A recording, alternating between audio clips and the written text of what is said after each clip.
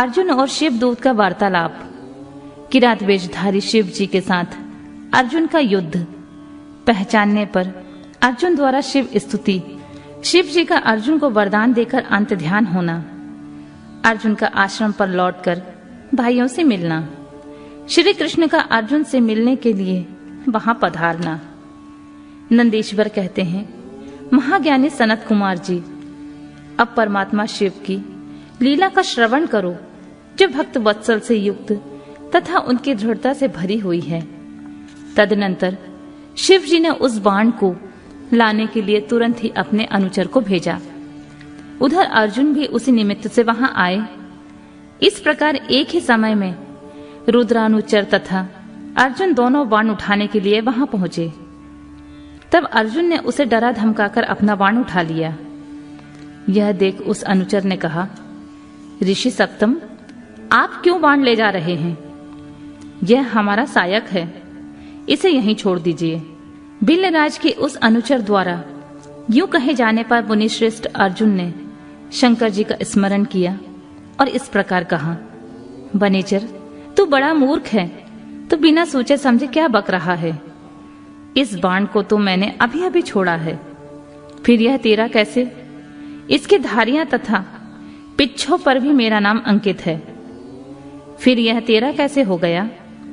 ठीक है, तेरा कुटिल स्वभाव छूटना कठिन है। नंदीश्वर कहते हैं, मुने, अर्जुन का वह कथन सुनकर भिल्ल रूपी गणेश्वर को हंसी आ गई।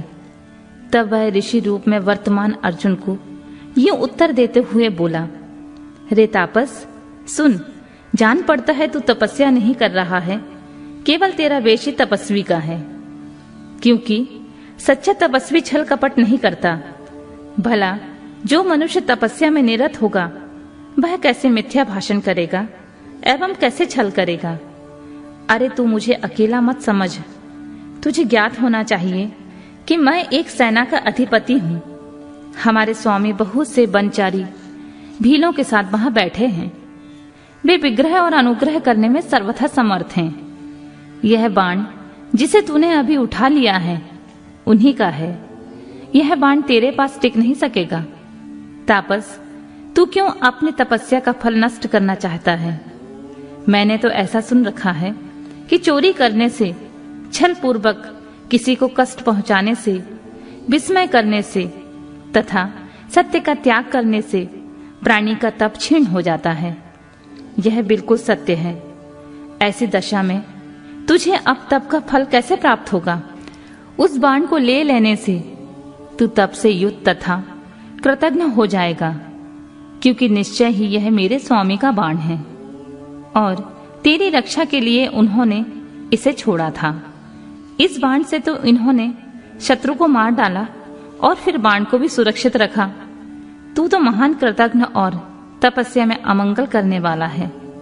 जब तू सत्य नहीं बोल रहा है तब फिर इस तप से सिद्धि की अभिलाषा कैसे करता है? अथवा यदि तुझे बाण से ही प्रयोजन है तो मेरे स्वामी से मांग ले। वे स्वयं इस प्रकार के बहुत से बाण तुझे दे सकते हैं। मेरे स्वामी आज यहाँ विद्यमान हैं। तू उनसे क्यों नहीं याचना करता? तू तो उपकार का परित्याग करके अपकार करना चाहता है तथा अभी अभी कर रहा है। यह तेरे लिए उचित नहीं है। तू चपलता छोड़ दे। इस पर कुपित होकर अर्जुन ने उससे कई बातें कही और दोनों में बड़ा विवाद हुआ। अंत में अर्जुन ने कहा, बनचारी भील, तू मेरी सार बात सुन ले। जिस समय तेरा स्वामी आएगा उस समय मैं उसे उसका फल चखाऊंगा। तेरे साथ युद्ध करना तो मुझे शोभा नहीं देता, अतः मैं तेरे स्वामी के साथ लोहा लूंगा, क्योंकि सिंह और गीदड़ का युद्ध हास्यप्रद ही माना जाता है। भील, तूने मेरी बातें तो सुन ली हैं, अब तो मेरे महान बल को भी देखेगा। जा, अपने स्वामी के पास लौट जा, अथवा जैसी तेरी इच्छा हो वैसा कर। नंदीश्वर कहते हैं, मुने, अर्जुन के यूं कहने पर वह भील जहां शिव अवतार सेनापति किरात विराजमान थे वहां गया और भीलराज से अर्जुन का सारा वचन विस्तार पूर्वक कह सुनाया। उसकी बात सुनकर उन किरातेश्वर को महान हर्ष हुआ। तब भील रूपधारी भगवान शंकर अपनी सेना के साथ वहां गए उधर पांडव पुत्र अर्जुन ने भी जब किरात की उस सेना को देखा तब वे भी धनुष बाण लेकर सामने आकर डट गए। तदनंतर किरात ने पुनः उस दूत को भेजा और उसके द्वारा भरतवंशी महात्मा अर्जुन को यूं कहलवाया।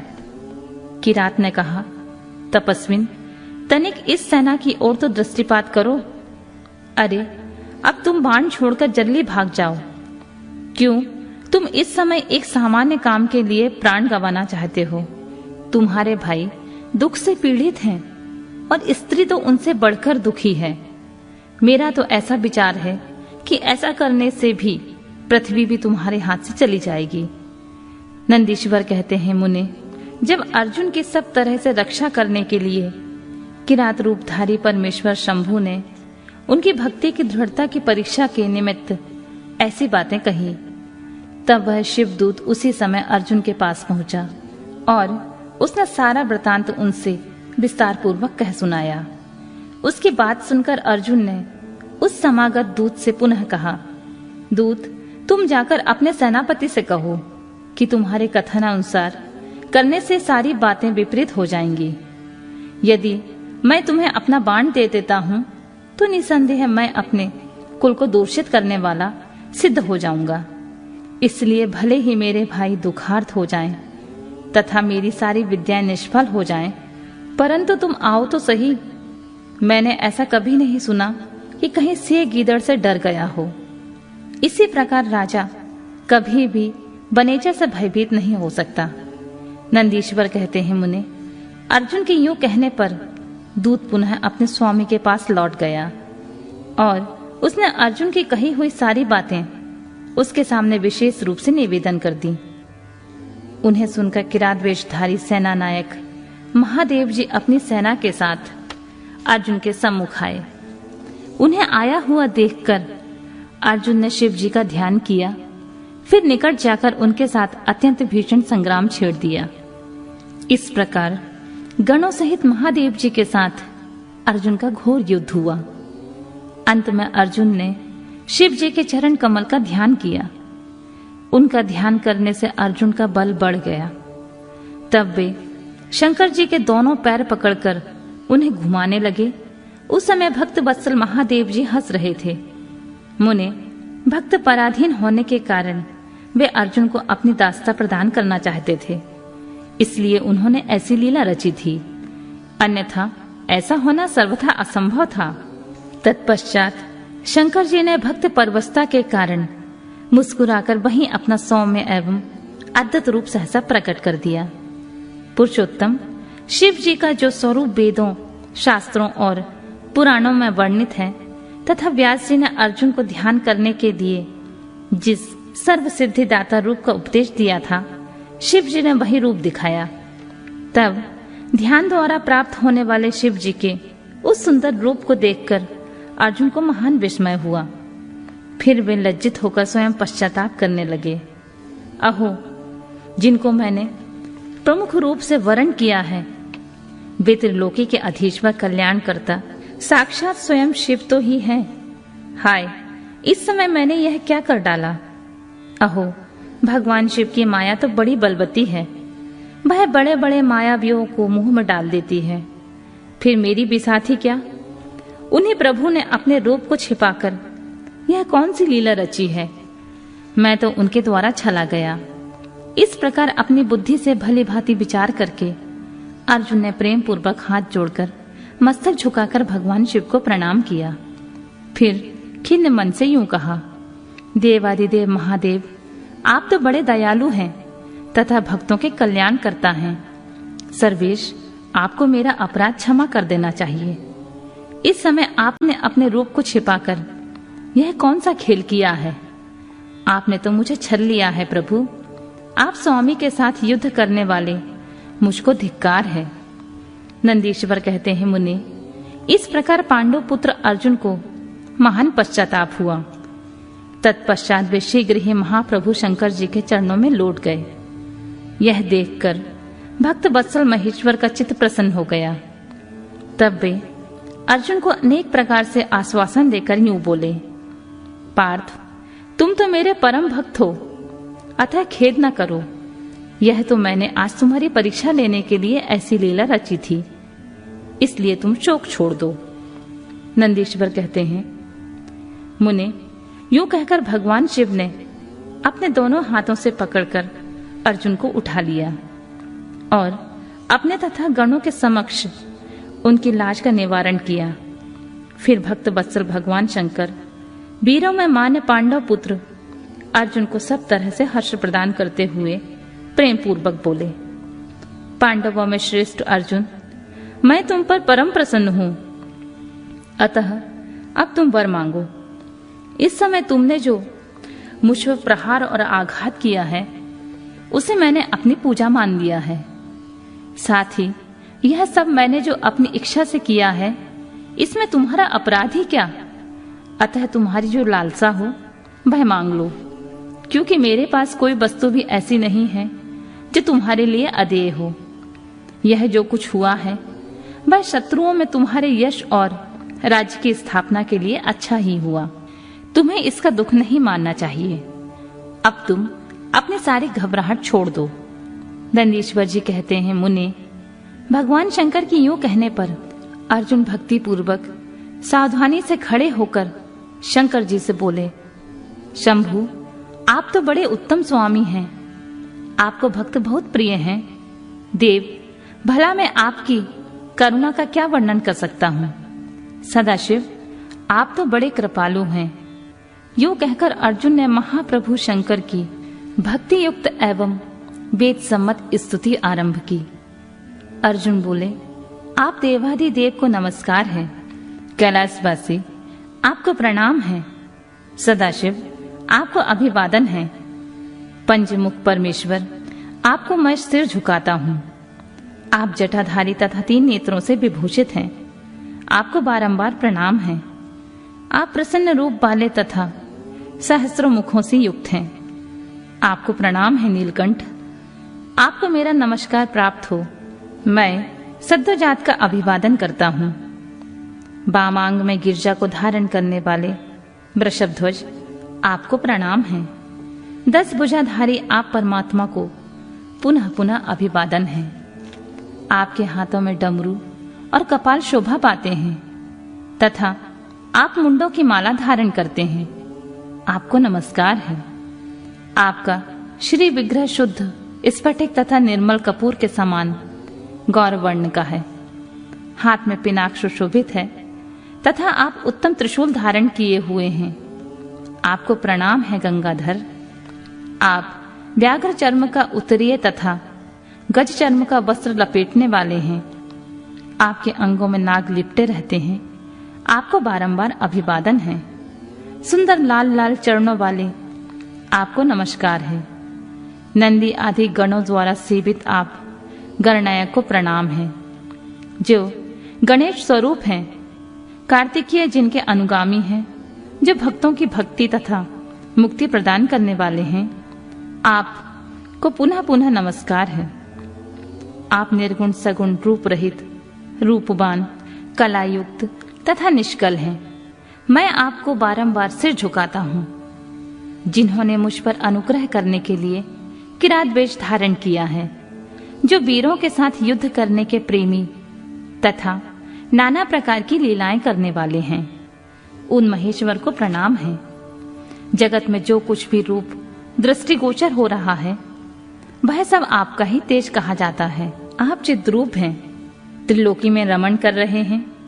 जैसे धूल कणों की आकाश में उदय हुई तारकाओं की तथा बरसते हुए जल की बूंदों की गणना नहीं की जा सकती, उसी प्रकार आपके गुणों की संख्या नहीं है।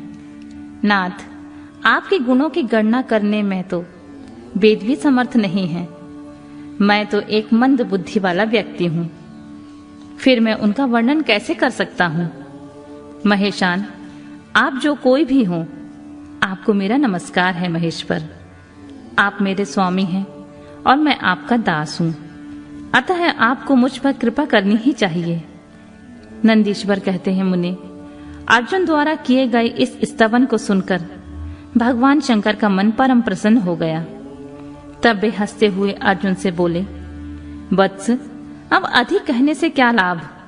तुम मेरी बात सुनो और अपना अभीष्ट वर मांग लो। इस समय तुम जो कुछ भी कहोगे वह सब मैं तुम्हें प्रदान करूंगा। नंदीश्वर कहते हैं, महर्षि शंकर जी के यूं कहने पर अर्जुन ने हाथ जोड़कर नतमस्तक हो सदाशिव को प्रणाम किया और प्रेम पूर्वक गदगद वाणी में कहना आरंभ किया, विभो, आप तो स्वयं ही अंतर्यामी रूप में सबके अंदर विराजमान हैं, अतः घट घट के जानने वाले हैं। ऐसी दशा में मैं क्या कहूं, तथापि मैं जो कुछ कहता हूं उसे आप सुनिए। भगवान, मुझ पर शत्रुओं द्वारा जो संकट प्राप्त हुआ था वह तो आपके दर्शन से विनष्ट हो गया है। अब जिस प्रकार मुझे इस लोक की परासिद्धि प्राप्त हो सके वैसी ही कृपा कीजिए। नंदीश्वर कहते हैं, मुनि, इतना कहकर अर्जुन ने भक्त वत्सल भगवान शंकर को नमस्कार किया और फिर वे हाथ जोड़कर मस्तक झुकाए हुए उनके निकट खड़े हो गए। जब स्वामी जी शिव जी को यह ज्ञात हो गया कि यह पांडव पुत्र अर्जुन मेरा अनन्य भक्त है, तब वे भी परम प्रसन्न हुए और फिर महेश्वर ने अपने पाशुपत नामक अस्त्र को, जो सर्वदा समस्त प्राणियों के लिए दुर्जय है, अर्जुन को दे दिया और इस प्रकार कहा, वत्स, मैंने तुम्हें अपना महान अस्त्र दे दिया। इसे धारण करने से अब तुम समस्त शत्रुओं के लिए अजय हो जाओगे। जाओ, विजय लाभ करो। साथ ही मैं श्री कृष्ण से भी कहूंगा, वे तुम्हारी सहायता करेंगे, क्योंकि श्री कृष्ण मेरे आत्म स्वरूप भक्त और मेरा कार्य करने वाले हैं। भारत, मेरे प्रभाव से तुम निष्कंठक राज भोगो और अपने भाई युधिष्ठिर से सर्वदा नाना प्रकार के धर्म कार्य कराते रहो।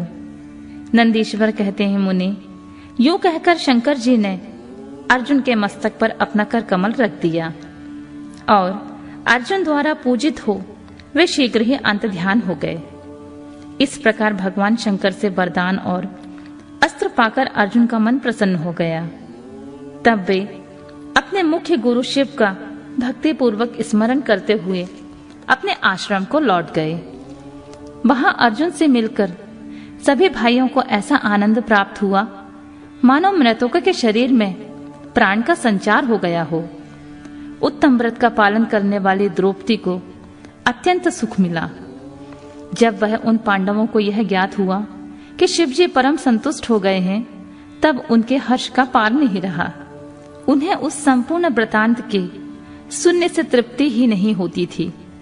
उस समय उस आश्रम में महामनस्वी पांडवों का भला करने के लिए चंदन युक्त पुष्पों की वृष्टि होने लगी। तब उन्होंने हर्षपूर्वक संपत्ति दाता तथा कल्याणकर्ता शिव को नमस्कार किया। 13 वर्ष की अवधि को समाप्त हुई जानकर यह निश्चय किया कि अवश्य ही हमारी विजय होगी। इसी अवसर पर जब श्री कृष्ण को पता चला कि अर्जुन लौटकर आ गए हैं, तब यह समाचार सुनकर उन्हें बड़ा सुख मिला और वे अर्जुन से मिलने के लिए वहां पधारे तथा कहने लगे कि इसलिए मैंने कहा था कि शंकर जी संपूर्ण कष्टों का विनाश करने वाले हैं। मैं नित्य उनकी सेवा करता हूँ, अतः आप लोग भी उनकी सेवा करें। मुनि, इस प्रकार मैंने शंकर जी के किरात नामक अवतार का वर्णन किया। जो इसे सुनता है अथवा दूसरों को सुनाता है, उसकी सारी कामनाएं पूर्ण हो जाती हैं।